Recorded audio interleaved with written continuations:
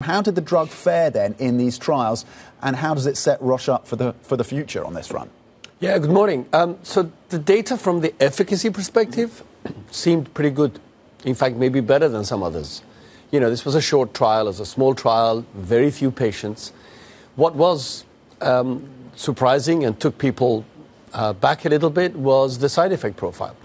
Now, when you have an obesity pill, you can force the doses high, rapidly fill people with drug, and of course they don't eat, so weight loss is much better.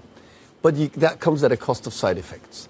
There is a very fine balance here that has to be worked out, and that's the operative phrase. It has to be worked out. You can't just run around and say, I've got a phase 1, everything worked out, great, we'll go to phase 3, which of course they're not. They're going to phase 2 next year. But side effect profile wasn't good, and it wasn't just vomiting and nausea. Okay.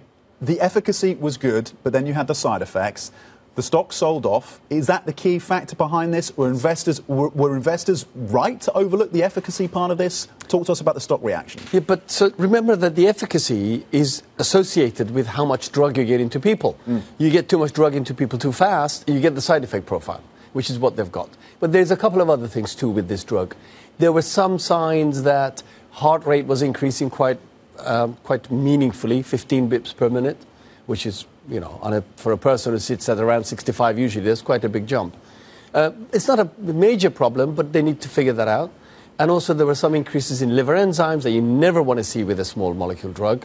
So these are things that have to be worked out. You can't rush it.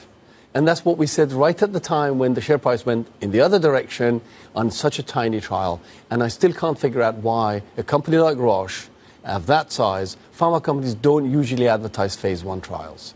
So we're still a bit, sitting back thinking, why do you do that?